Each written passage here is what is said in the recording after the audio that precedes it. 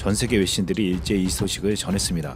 그런데 지소미아보다 더 외신들이 관심이 있는 내용이 있었습니다. 일본 후쿠시마 원전 사고로 비롯된 방사능으로 한일 양국이 갈등하고 있다는 것이었습니다. 한국 정부의 계속되는 대화 시도에도 아직까지도 무시 전략으로 나오고 있는 일본에게 우리는 지소미아 종료 이후에 방사능에 대해서 일본을 압박하겠다는 전략을 세웠습니다. 우리의 전략대로 외신들은 지소미아에 연이어 일본 방사능에 대해서 보도하고 있습니다. 미국 유력지 워싱턴 포스트는 방사능 스시, 한일 분쟁, 올림픽 식단으로까지 확대되더라는 제목의 기사에서 내년 도쿄올림픽을 앞두고 양국이 후쿠시마 원전의 방사능 문제로 신경전을 벌이고 있다고 보도했습니다. 이 신문은 한국이 2020년 올림픽을 개최하는 도쿄올림픽 조직위원회에 경기장 안팎에서의 방사능 안정성에 대한 우려를 제기했다고 했습니다.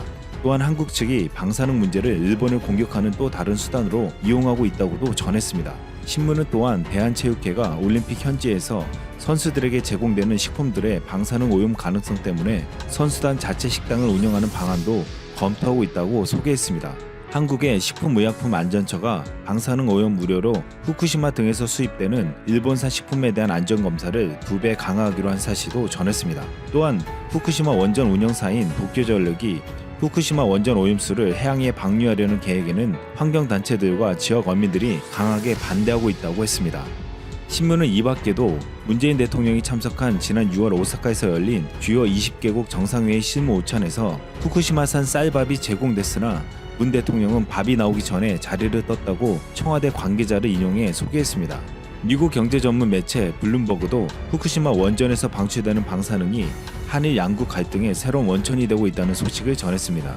이로 인해 2020년 도쿄올림픽을 대대적으로 띄우려는 일본의 노력이 약화되고 있다고 말했습니다. 이 밖에 영국 언론 가디언도 한국 정부가 일본 측의 도쿄올림픽 기간 그린피스 등 국제 환경단체들이 방사능 수치를 자체적으로 검사할 수 있도록 허용해달라고 요청한 사실 등을 전했습니다. 일본의 아킬레스건이었던 방사능 문제를 국제 여론화시키겠다는 한국 정부의 전략이 앞으로 일본을 압박할 수 있다는 분석이 맞아 들어가고 있습니다. 중요한 것은 실제로 일본의 방사능은 심각한 문제를 안고 있다는 것입니다. 원전 사고가 발생한 지 8년이 지났지만 최근 후쿠시마 지역 등에서 측정된 방사선 수치는 일본 정부의 시간당 안전 기준치인 0.23 마이크로 시버트를 초과했습니다. 국제원자력기구가 정한 연간 방사선 피폭 한도는 1ml 시퍼트였는데 일본 정부는 후쿠시마 원전 사고 이후 이를 10ml 시퍼트로 대폭 상향 수정했습니다. 그동안 꾸준히 문제 제기를 해온 김익중 전 동국대학교 의대 교수는 지난 3일 후쿠시마에서 열린 피폭 의료 후쿠시마 심포지엄에 갔다 온 이야기를 해주었습니다. 후쿠시마 핵사고 직후 일본 정부는 각 가정에서 나온 방사능 오염도를 모아 초록색 봉투에 담게 했습니다. 김익중 교수는 일본에 갔을 때 각 집 앞에 있는 오염토 봉투를 목격했다며 한 집 건너 하나씩은 있는 것 같다고 했습니다. 본인이 알기로는 3년간 보관했다고 했는데 8년이 지나도 그대로 있었다고 했습니다. 일본 정부는 오염토를 처분하기 힘들자 도로나 터널 같은 공장 현장에서 쓰게 하거나 오염토를 묻고 그 위에 흙을 깔아 농작물을 키우는 밭에 사용하게 하겠다고 계획하고 있습니다. 일본 정부의 방침대로 방사능에 오염된 흙에서 자란 작물을 바이오매스 에너지원으로 활용한다면 공기 중으로 방사능 물질이 퍼질 수밖에 없기 때문에 일본 전역의 재앙으로 확산될 수 있다는 우려까지 나오고 있습니다. 일본 정부는 8년 전 후쿠시마 원전 사고로 10만 명의 피난민이 생겨 이들을 피난처에서 살 수 있게 해주었는데요. 이제는 지원을 끊고 후쿠시마가 안전하다면서 후쿠시마로 돌아가라고 하고 있습니다. 지금 현재 분명한 것은 일본 아베 정권은 방사능의 위험성을 감추고 도쿄올림픽을 제2의 재건이라는 이름으로 치르겠다고 하고 있는 것입니다. 그들은 일본 국민들을 비롯해 우리나라와 전 세계를 위험에 노출시키고 있습니다. 일본은 지금 지소미아로 견제하려는 북한보다 더 위험한 것은 사실을 은폐하고 위험한 정책들을 실행하고 있는 아베 정권일지도 모릅니다. 한국 정부와 국민들은 이를 국제 여론화에 강력하게 대응해갈 전망입니다. 그것은 일본과 한국 국민들의 목숨뿐만 아니라 전 세계 안전이 걸린 문제이기 때문입니다. 아이폰 72만원, 소니 52만원, 삼성 17만원. 일본의 3대 통신사 NTT 도코모가 스마트폰별로 지급한 보조금인데 정말 헛웃음만 나오죠. NTT 도코모만 이렇게 삼성에 불공정한 보조금을 지급하고 있는 것이 아닙니다. KDDI, 소프트뱅크 등 일본의 3대 통신사 모두 비슷한 실정인데요. 누가 봐도 정상적으로 보이지 않는 보조금이죠. 애플에 주는 보조금이 삼성의 5배에 육박합니다. 현재 세계 스마트폰 시장 점유율을 보시면 삼성이 23%로 1위, 화웨이가 19%로 2위, 애플이 12%로 3위죠. 일본 브랜드들은 너무 적어서 여기 수십 개의 브랜드들을 모아놓은 기타 코너에 포함이 되어 있습니다. 물론 각 기업들은 자신들의 국가에서 압도적으로 높은 점유율을 기록하고 있기는 하죠.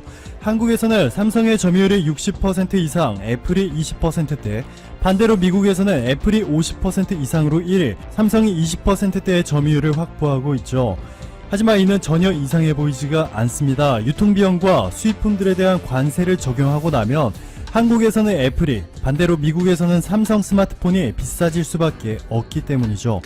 하지만 이런 지역 특수성을 감안하고 살펴봐도 일본의 스마트폰 시장은 정말 이해하기가 어렵습니다. 아이폰 56%, 샤프 10%, 소니 9%, 삼성 7%, 교세라 6%. 이건 지구가 아닌 다른 행성에 살고 있는 것 같은 느낌을 받을 수 있습니다. 도무지 생각해봐도 일본 사람들이 왜 이런 구매 선택을 했는지 납득이 안 되죠.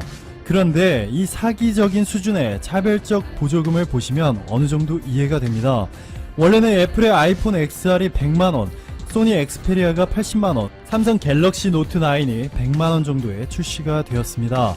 그런데 이 말도 안 되는 일본 통신사들의 보조금을 적용하고 나면 아이폰이 28만원, 소니 엑스페리아 28만원, 삼성 갤럭시 노트가 83만원에 판매되고 있는 것이죠. 한국보다 아이폰 XR이 70만원 이상 저렴한 곳이고 아이폰 7의 경우 일본에서 2년 약정을 하게 되면 기기값은 11만원.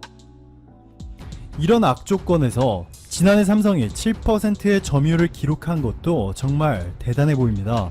이 정도면 일본이 삼성에게 대놓고 일본 스마트폰 시장에서 나가라고 하는 수준이네요. 일본 마이니치 신문의 보도에 따르면 일본 공정거래위원회가 최근 애플이 독점 금지 규정을 위반하였는지 조사를 벌이고 있고 일본 기업들의 지식재산권까지 침해한 혐의를 받고 있죠. 여기에 애플이 일본 기업들끼리 서로 가격 경쟁을 하도록 유도한 혐의까지 받고 있는데요.